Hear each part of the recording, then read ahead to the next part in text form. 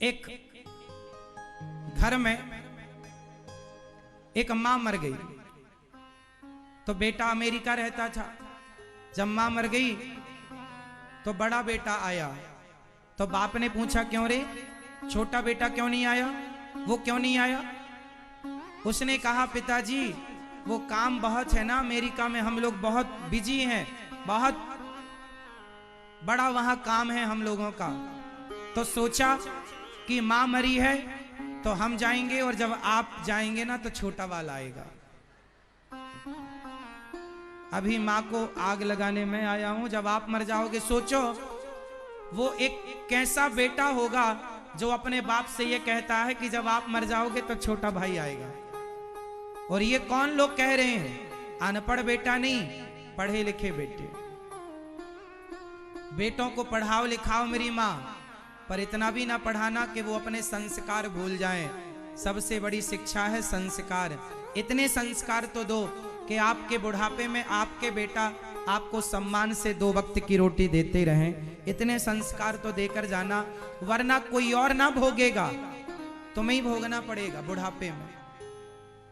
क्योंकि हर बूढ़े को एक सहारे की जरूरत होती है, और वो सहारे के रूप में हर माँ बाप बच्चे को पैदा करते हैं इसलिए कि ये मेरा बुढ़ापे में सहारा बनेगा। पर आज के पढ़े लिखे बच्चों को पता नहीं क्या हो गया है, वो माँ बाप का सहारा बनना ही नहीं चाहते। वो स्वतंत्रता से जीवन जीना चाहते हैं, किसी का कोई इंटरफेयर नहीं चाहते। वो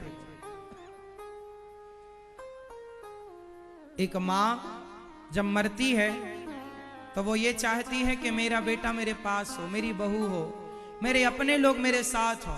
अभी गौरी गोपाल आश्रम में एक माँ की मृत्यु हो गई कुछ महीने पहले, तो हमने बेटे को फोन लगाया कि बेटा तुम्हारी माँ चली गई भगवान के घर, यहाँ पर इलाज वगैरह सब कुछ हुआ, पर बुढ़ापा था चली गई, आओ अंतिम दर्शन कर लो अपनी माँ का। जीते जी पानी ना पिला सके, जीते जी रोटी ना खवा सके, तो कम से कम अंतिम दर्शन करने आ जाओ। बेटे ने साफ इनकार कर दिया, हमें फुर्सत नहीं है, आप ही कर देना सब कुछ। ये सत्य घटना, मैं तो रोज ऐसे दौर लगभग देखता हूं। खुद की मां मर गई, मरी पड़ी है, और बेटा कहता मुझे फुर्सत नहीं है।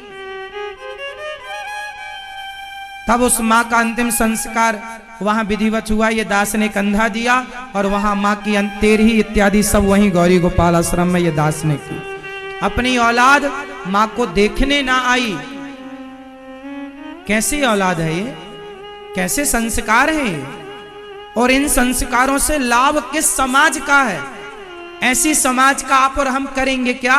ऐसी औलादों का करेंगे क्या? इसलिए अभी भी वक्त है, शिक्षा काम नहीं आएगी, संस्कार काम आएंगे। संस्कार अनपढ़ में है तो वो भी सेवा करता है, और संस्कार यदि शिक्षित आदमी में नहीं है तो वो यही कहते हैं कि मां मर गई तो मैं आया हूं, बाप मर जाएगा तो छोटा भाई आएगा। कुछ बेटे तो आते ही नहीं है। एक मां तो मर गई, बिस्तर पे पड़ी पड़ी कंकाल हो गई, सारा मांस खत्म। महीनों बाद जब खोला गया कंकाल मिला। बेटे अमेरिका में पैसे कमा रहे हैं, मौज कर रहे हैं। क्या करोगे पैसों का? रिश्तों की क्या कीमत होती है? अरे रिश्तों के लिए ही ना राम जी वनवास चले गए 14 साल के लिए। रिश्तों को बचाने के लिए भरत जी 14 साल तक नंदीग्राम में अपने परिवार को छोड़कर रहे।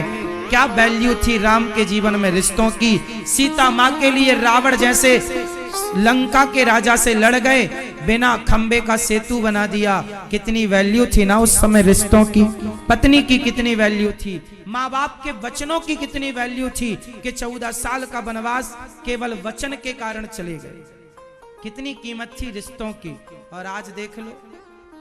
इसलिए जरा रिश्तों के महत्व को बच्चों को समझाओ, वरना रोना तुम्हें ही पड़ेगा, पड़ोसी ना रोएगा।